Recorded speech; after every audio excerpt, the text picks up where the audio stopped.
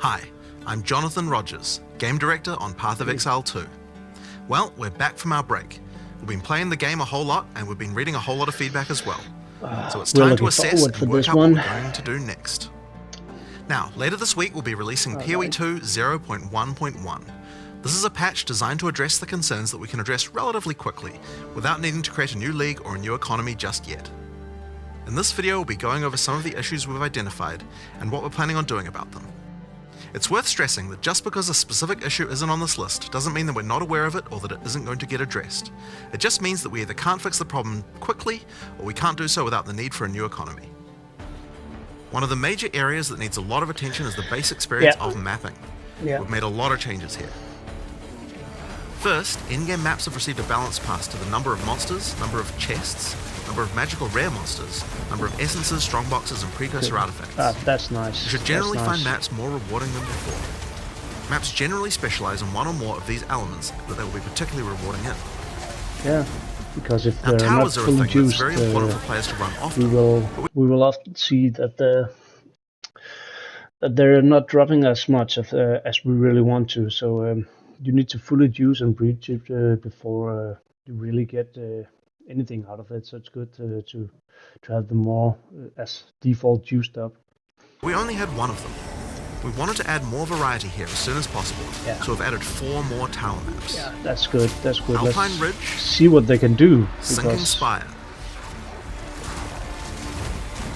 Yeah, the one we have is Bluff. so boring. So if they can make this right, that will be so nice because they're so boring. The towers and the minions get stuck in the doorways and all that jazz. So if this works out, it's awesome. We've also redone the existing Lost Towers map to make playing there less boring. We're now also spawning more maps with bosses. The rate was intended to be 1 in 4 maps, but in reality the rate was much lower due to some maps being unable to spawn bosses. We've increased the rate to compensate for this issue so that we can get the actually intended rate. We're also adding a new type of tablet that allows you to add bosses to your maps with its own the mod bosses in the maps. So to be able to fight more bosses is great. They now spawn monsters faster, have a less annoying fog effect, and have also received changes to the timings and effects of the mods on them. Much needed. Now, let's talk about visibility of effects. Many maps had too much clutter, preventing effects on the ground from rendering, causing you to be unable to see and dodge them. I don't know how many times I died to that. On some maps, and has changed some effects to make sure that they are always visible. In addition, elemental explosion effects have had visibility improved. Stick around for longer before they explode and disappear without exploding if a rare monster dies. Volatile plants are also way easier to see before they explode. Now we've also increased the zoom level on the Atlas, done a pass on various terrain collision issues in many maps. We've also improved the load times of opening the world map and Atlas panel.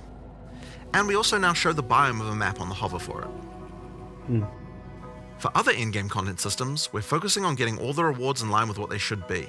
For Delirium, we recently fixed a bug which caused Delirium monsters to just not spawn after the starting part. And we've also buffed the rate of simulacrums dropping by 20%, to make it more in line with the rate of finding the Expedition and Ritual bosses. I don't think that's enough, but... For Ritual, we've made Omens now appear in the Ritual Tribute window 60% more often. Yeah, that's a good change. For Expedition, we've improved the rarity from the shops, but we'll be wanting to make some more substantial changes to the rewards for this league later on. Now, one of the major concerns that we're often seeing is that getting to play Pinnacle content just takes too long, and that when you do finally get there, you only get one attempt and don't get a chance to learn the boss. In order to address these concerns, we're making the following changes. First, we're making the Citadel spawn closer to the center of the Atlas, and we've also added an effect so you can see them in the fog of war from further away. This makes them much easier to find. Awesome. To address the problem of only having one attempt, on the Arbiter of Ash you will now get up to 6 respawn attempts. Respawns can only be triggered by the person who put in the keys, and everyone on your party will be respawned at the same time. Leaving the map still forfeits your attempt, so you'll still need to fight the boss with the build you walked into the map with. Higher difficulties of the boss will lower the number of respawn attempts you get, but you should know the mechanics of the fight by then, right? Now, we'll also be adding respawns to other Pinnacle content as well over time. Another thing that players have noticed is that there are less keys from Faradin citadels on the market, and thought that it was because the citadel spawns less often. It turns out though that this is just because the boss kills players more often than the others. We've made a few changes to that boss to bring it in line with the other bosses. A lot of people have reported that many of our unique items are feeling underwhelming. Uniques are often designed to be build enabling at high levels, even if they're low level uniques. But we realised that we do need to make sure that more uniques feel powerful when you first get them at low levels too. In this patch we are buffing a lot of uniques. Okay. What do we have? All elemental resistance. Yeah, for a low level item, that's okay. But yeah, it's definitely not a end game item. We need to have more for this. But for leveling, it's good, it's nice, all resist. And here,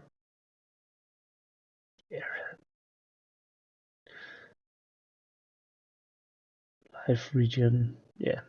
Overall, it's better, but not great. But yeah, for leveling, maybe. We'll see. These changes should make finding uniques at lower levels a lot more fun, and make subsequent character playthroughs more fun too, when you have some great uniques to use.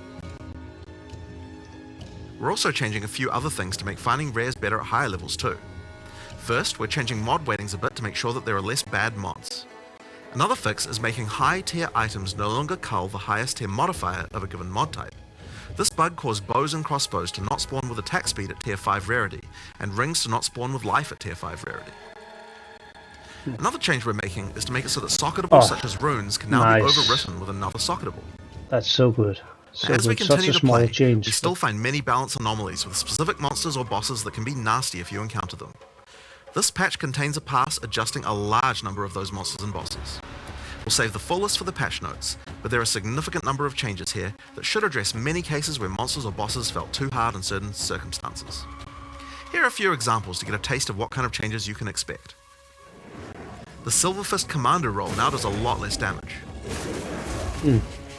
Plague Bearer's Detonate Dead can no longer be used from off-screen and has better telegraphing. Forsaken Miners throw less grenades, have improved visuals, and deal less damage. All about that visual and Lost effect, Men that's Zealots so can great. no longer meteor you from off-screen either. Yeah, and all that off-screen effect, yeah, that sucks. So everything that they want to change about off-screening, that's just a win. Just like those.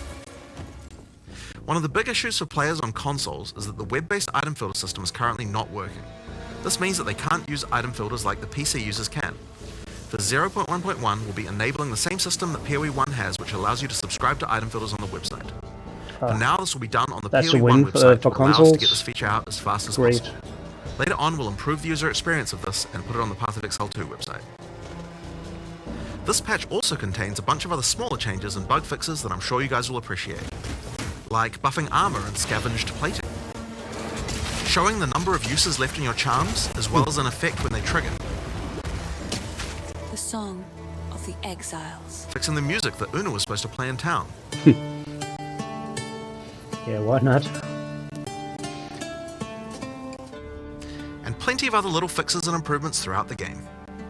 Now, we have a huge amount of much more meta-shifting changes that we know we want to make. And one of the best things about having the game in early access with the endgame is that we now have a much better idea of where we want character power to be and what the balance of bosses and monsters should be relative to that. But those types of changes are going to have to wait until we are ready to make a new league with a new economy for people to play in. Yeah, fair enough. It's still a little while away yet, but in the meantime we'll be continuing to identify things that are causing frustration and try and address them. I want to thank you guys for playing and hope to be doing more of these in the future. Later. Okay, there we go. Overall, it's fantastic. That's a lot of great quality of life changes. Everything looks good, and can't wait to see when they get out. We'll have to see what about the drop rates and more of all the Atlas new things about bosses and citadels. But overall, it looks great. Thank you.